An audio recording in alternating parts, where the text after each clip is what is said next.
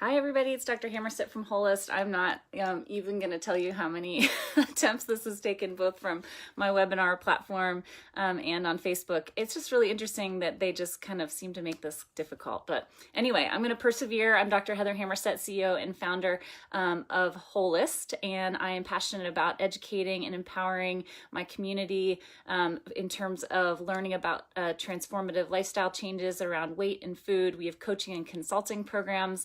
Additionally, I am really passionate about sharing the passions of my fellow physicians, and I've found great support on social media for people and physicians who are doing really, really interesting things. Today, we're going to talk about something that's a little bit hard, and sometimes we have to talk about hard things. I have Dr. Wendy Rhoades on today. She is a pediatric hematologist and oncologist who specializes in research, administration, and clinical care of our little people with cancer. And we all need to know this kind of stuff. We need to talk about it. We need to inform ourselves. We're going to talk today, if I can get her on, about why research is important, why this work, she's so passionate about educating all of us about what we need to know in terms of prevention and treatment. And so hopefully she's going to be able to pop on here in just a moment, and we can pull her on. So a little bit about me. I'm an emergency physician, board certified. I'm in Boise, Idaho. I've been practicing for about 11 years. Additionally, I am a lifestyle medicine physician specializing in the evidence behind food and also about weight and exercise, sleep and mindfulness. And again, coaching and consulting programs are available. And I see Dr. Rhoades popping up, and I'm not able to add you. And so is there anything that you can see on your side, Wendy, that you can press a little button and you may be able to join broadcast? Because when I click on you, you do not appear as one of my people to add, which sometimes happens. And it seems like you and I are a little bit stuck today. So we have a 12-week transformative lifestyle weight wellness program. It's not just for people who want to lose weight. It's people who want to change their relationship with their food. It's for people who want to understand more about the mindset around food relationships and about how to prevent and reverse disease, because it is absolutely true that food is an independent risk factor for disease and for mortality. Additionally, I have tons of information about, sleep and about exercise and all these things that I'm really passionate about sharing. So if you have the interest in joining our coaching programs, it is personal coaching, 12 weeks with digital podcast delivery about everything you need to know to make these sustainable lifestyle changes. Additionally, we have upcoming programs for lifestyle medicine for physicians who want to learn lifestyle medicine in order to implement into their own practices, but not necessarily be able to. There we go. I just flipped a little switch there, Wendy. Try one more time. Oh, there she is. So this lifestyle medicine course that's coming up is going to be for physicians who want to implement into their own practice, but not necessarily like me. And so I have been rambling, like we finally connecting. Yes. Good perseverance. Oh, that's a tough one. Yeah. Well, thanks for joining. Do you hear me doubling? No, not My voice. Okay. Interesting. I hear it on my side. Let's see. Let's see if that helps. Okay. Can you disinvite yourself and come back on? Yeah. And see if that fixes it.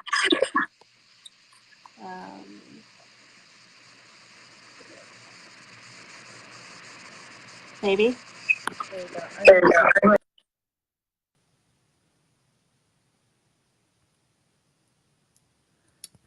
All right, we're trying again, people. If anybody actually gets this. Hi. Can you hear me now? Oh, I can hear you, but it's like I'm reverberating. So I don't know if this is going to work. I don't know now. I know. I know. So I wish that there was someone else on so I could ask them for hearing. But Okay. Okay. Well, I'm gonna do a little bit of research about why this didn't work, and I'll get back to you and see if we can reschedule. It looks It looks like there's someone else watching. If there's someone else watching, comment about what sort of noise reverberation is here. Hi, Susie. Can you hear us? Let's see if she says anything. No. No. Okay. If we get one more chance for someone can comment about what sort of noise reverberation they hear, and we'll either keep going or we'll divert. Does it sound weird to hear Reverberation. She didn't know She didn't know she was going to be participating. These are technologic problems? Yeah. All right. Well, let's talk, and I'll try to ignore myself and get it to work. So tell us a little bit about you and what your practice is and why you're so passionate about, pediatric oncology research. Sure. So, as you said, I am a pediatric oncologist. I have been in Texas practicing since 2010. I mainly treat adolescents, teenagers, my favorite patients in the whole world, with bone tumors, with bone cancers. And I started to get interested in education for the general public just based on a lot of repetition questions that I got from not only my patients, but other people that I meet in life. As you can imagine, at cocktail parties and gatherings, when you say you are a pediatric oncologist, there's a lot of questions that come up. And so I thought there's a lot of misinformation out there on the internet, and perhaps it was part of my responsibility to put out some of the good information. And so that's where this all started. Yeah, so talk to us about what those kind of top things you wish everyone knew of. Number one, we cure a lot of kids with cancer. Our cure rates for childhood cancer are over 80%, which is much better than adult cancers. So that's the number one thing. I think people have a kind of a Hallmark movie idea about what childhood cancer is, but it's not what you think it is. But at the same time, we have a lot of work to do, and there's a lot of ground that we need to cover, and we want to do better for our children. But the first thing is yes, we can cure cancer. That's awesome. And tell us about how we can fund this research that we do. Yeah, I think that's the biggest hurdle that we have in pediatric cancer is there's only about 15,000 children every year that have a new diagnosis of cancer. And so there's not a lot of incentive from the pharmaceutical industry to develop products and drugs that are specifically designed for our kids. They're just never going to make a profit on it. And so the impetus is on us as researchers and clinicians to do the research, fund the research, and make the discoveries, and advocate through legislative actions to give our children a voice on a federal and state level to get the funding that we need to do the research, because we're not a moneymaker, but we do save lives, so we think it's important. Yeah, I mean, it seems like there can't be hardly anything else more important. I would agree, but unfortunately, we are limited by the financial constraints on a lot of things. So we have a lot of really fantastic grassroots organizations who put a lot of money and heart and soul into funding our research, but we wish that we could get some more support from the federal government. Can you put some links in the comments about what some of those organizations are in case people want to use their year giving for that purpose? Yeah, absolutely. We have two really big heavy hitters in pediatric oncology that are really great 501c3 nonprofits that fund pediatric cancer research. One of them is called Alex's Lemonade Stand, which was started by a little girl who had neuroblastoma.